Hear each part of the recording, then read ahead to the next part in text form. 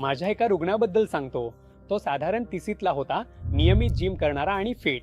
गेल्या रविवारी वर्कआउट करताना तो कोसळला. हार्ट अटॅक ही निदान नाही. त्याच्या कुटुंबाने वारंवार विचारलं, तो इतका तंदुरुस्त होता, मग असं कसं झालं? त्याला कोणीही हे सांगितलं नव्हतं. भारतीय पुरुषांची हृदय पाश्चिमात्य पुरुषांच्या हृदयांसारखीच वेळेनुसार काम करत नाहीत. आणि दिसायला तंदुरुस्त असणं म्हणजे तुमचं हृदय सुरक्षित आहेच असं नाही. ही हार्ट अटॅक त्याच्या 30च्या दशकात अचानक झाला नव्हता. तो सगळं 26व्या वर्षीच सुरू झालं. तो जिममध्ये स्नायू वाढवत असताना त्याच्या धमन्यांमध्ये चरबीचे थर साचायला लागले आणि कुणीही ते तपासत नव्हतं. नमस्कार, मी डॉक्टर सुधीर. या व्हिडिओमध्ये मी प्रत्येक भारतीय पुरुषाने काय जाणून घ्यावं हे समजावून सांगणार आहे, जेणेकरून उशीर झाल्यावर तुम्हाला हे कळू नये.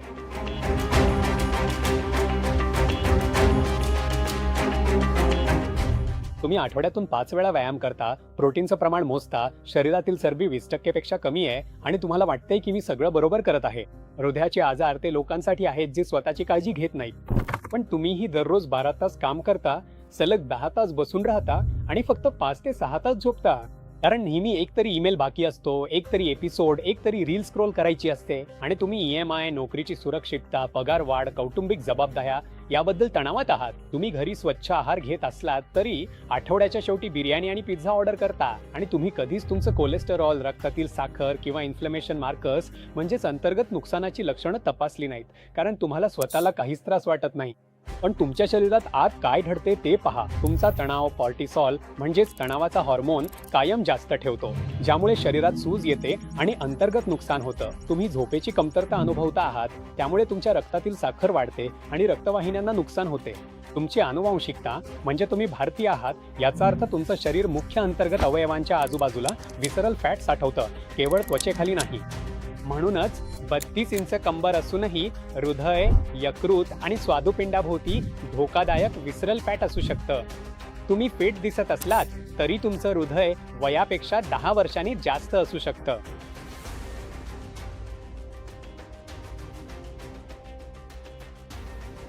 भारतीय पुरुष वेगळे का आहेत ते पहा. हृदयाच्या रक्तवाहिन्यांची कल्पना करा, जणू पाण्याचे पाईप्स. कॉकेशन लोकांमध्ये हे पाईप्स पांढरे, काळे आणि चिकट असतात. फॅटचे थर हळूहळू दशकानुदशके साचतात आणि हृदयविकाराचे झटके सहसा 60 वर्षांनंतर येतात. भारतीय पुरुषांमध्ये हे पाईप्स जन्मापासूनच अरुंद असतात. हे आनुवंशिक आहे. आपल्या कोरोनरी आर्टरीज म्हणजेच हृदयाच्या स्वतःच्या रक्तवाहिन्या या लहान असतात. म्हणून जेव्हा प्लॅक साचायला लागतो, जे भारतीयांमध्ये लवकर घडतं, तेव्हा या रक्तवाहिन्यांचा प्रवाह खूपच जलद घडतो. आता यावर भर म्हणजे एक आनुवंशिक समस्या आहे. भारतीय शरीरातील चरबी साठवण्याची पद्धत वेगळी असते. उदाहरणार्थ, आपण 2 पुरुष घेऊया. दोघांचे वजन 75 किलो आहे. दोघांकडे 15% शरीरातील चरबी आहे. पश्चिमेकडील पुरुषांमध्ये चरबी सहसा त्वचेखाली साठते, जी दिसते आणि चिमटीत पकडता येते. तर भारतीय पुरुषांमध्ये चरबी ही विसरेल असते. ही चरबी अंतर्गत अवयवांच्या भोवती गुंडाळलेली असते. बाहेरून दिसत नाही, पण वजन काट्यावर लपलेली असते.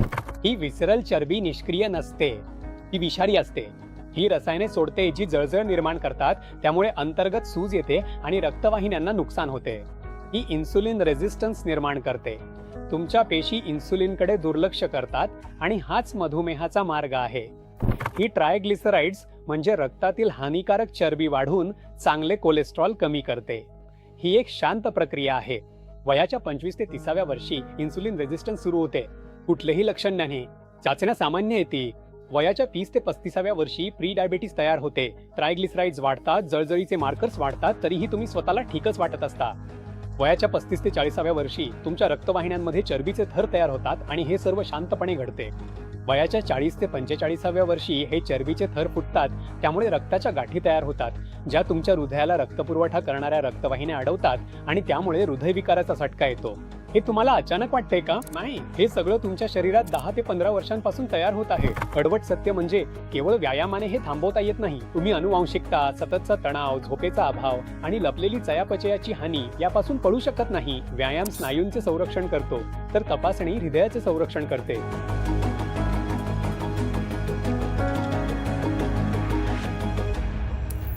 आता जर तुम्ही हे ऐकत असाल आणि विचार करत असाल की हे माझ्या बाबतीतही लागू होऊ शकतं, तर आधी श्वास घ्या. तुमचं काही वाईट होणार नाही, पण हे समजून घ्या की नियमित व्यायाम करणं महत्त्वाचं आहे, पण ते पुरेसं नाही. तुमचं स्नायूंचं शरीरयष्टी तुमच्या रक्तवाहिन्यांमध्ये काय घडतंय हे सांगत नाही. आणि चांगली बातमी म्हणजे हे ओळखता येऊ शकतं आणि टाळता येऊ शकतं.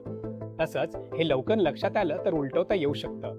पण तुम्ही हे गृहीत धरणं थांबवा की दिसायला तंदुरुस्त असणं म्हणजे खरंच निरोगी असणं. आणि तुम्ही महत्त्वाच्या गोष्टींसाठी तपासणी करायला सुरुवात केली पाहिजे, ती 50 वयापासून नाही तर 30 वयापासून. कारण भारतीय पुरुषांसाठी हृदयविकाराचा घड्याळ लवकर वाजायला लागतो आणि लक्षणं जाणवायला लागेपर्यंत थांबणं म्हणजे खूप उशीर करणे आहे.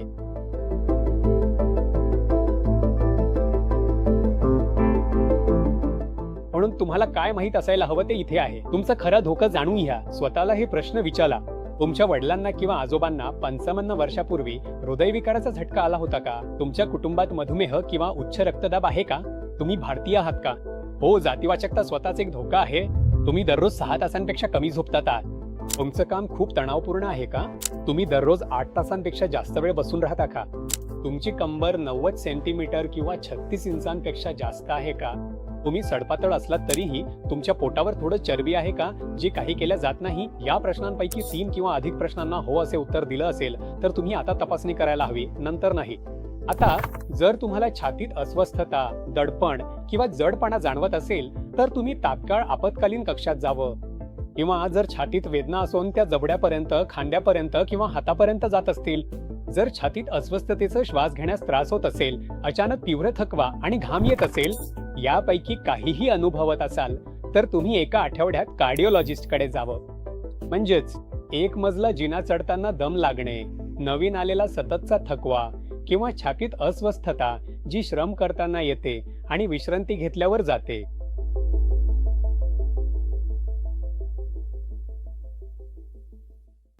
तुमचं वय 30 पेक्षा जास्त असेल आणि कुटुंबात लवकर हृदयविकाराचा इतिहास असेल तर कोणतेही जोखीम घटक आहेत का हे तपासण्यासाठी एका महिन्यात कार्डिओलॉजिस्टकडे भेट ठरवा. मग कार्डिओलॉजिस्टकडे गेल्यावर काय होतं? डॉक्टर काही गोष्टी विचारतील, जसे की कुटुंबात हृदयविकार, मधुमेह किंवा उच्च रक्तदाबाचा इतिहास आहे का. तसंच तुमचा तणावाचा स्तर, कामाचे तास, झोपेची पद्धत, धूम्रपान, मद्यपान आणि आहाराच्या सवयी, तुमचा व्यायामाचा दिनक्रम आणि तीव्रता. आणि तुम्ही दुर्लक्ष केलेली कोणतीही लक्षणं, जसे की छातीत अस्वस्थता, दम लागणे, थकवा.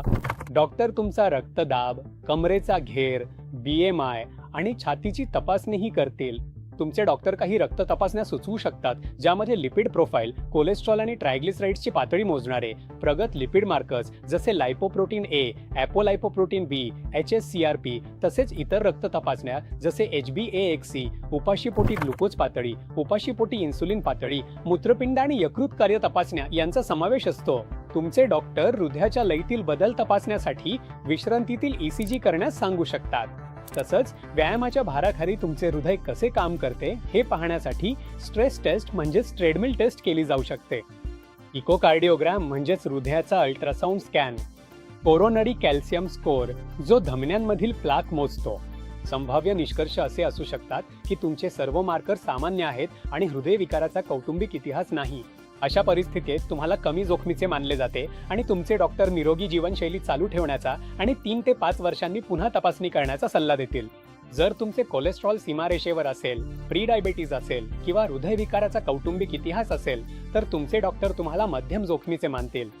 अशा परिस्थितीत तुमचे डॉक्टर काही जीवनशैलीतील बदल अनिवार्यपणे करण्याचा सल्ला देतील, जसे की आहार, नियमित व्यायाम, झोपेची स्वच्छता आणि तणाव कमी करणे. तुमचे डॉक्टर काही औषधे देखील लिहून देऊ शकतात, जसे की कोलेस्ट्रॉल कमी करण्यासाठी स्टॅटिन्स, ॲस्प्रिन जे रक्तपातळ करणारे औषध आहे आणि तुम्हाला दर 6 ते 12 महिन्यांनी नियमितपणे फॉलोअप करण्यास सांगू शकतात. जर तुमच्या चाचण्यांमध्ये लिपोप्रोटीन A वाढलेलं, HSCRP जास्त आणि हृदयविकाराचा मजबूत कौटुंबिक इतिहास आढळला तर तुमचे डॉक्टर तुम्हाला उच्च जोखमीच्या गटात ठेवू शकतात. अशा परिस्थितीत तुमचे डॉक्टर स्टॅटिन्स, ॲस्प्रिन, रक्तदाबाची औषधे यांसारखी काही औषधे आणि त्यासोबतच आरोग्यदायी जीवनशैलीचा सल्ला देतील. दर 3 ते 6 महिन्यांनी नियमित फॉलोअप करणं आवश्यक आहे. एक महत्त्वाचा मुद्दा म्हणजे लवकर ओळखल्यास सर्व काही बदलू शकतं. तुमच्या धमन्यांमध्ये 5 वर्षे साचलेली ती चरबीची थर उपचाराने स्थिर करता येतात, कधी उलटही करता येतात. पण एकदा हृदयविकाराचा झटका आला तर ते हृदयाच्या स्नायूंचे कायमचे नुकसान असते. जर तुमचे वय 30 पेक्षा जास्त असेल, कुटुंबात हृदयविकाराचा इतिहास असेल, तुम्ही आठवड्यात 60 तास काम करत असाल आणि दररोज 5 तासांपेक्षा कमी झोपत असाल आणि तुमची शेवटची आरोग्य तपासणी कंपनीने 3 वर्षांपूर्वी जबरदस्तीने केली असेल, तर तुम्ही खात्रीशीर कार्डिओलॉजिस्टचा सल्ला घेऊ शकता. किंवा आजच प्रॅक्टोवर अंतर्गत औषध तज्ज्ञाकडे जाऊन वैयक्तिकृत हृदयविकाराचा धोका जाणून घ्या. कारण फिट दिसणे आणि हृदय निरोगी असणे यात फरक आहे. भारतीय पुरुषांसाठी हा फरक ओळखणे जीव वाचवू शकते. आम्ही या चॅनलवर आरोग्याबद्दल उपयुक्त सल्ले शेअर करत असतो.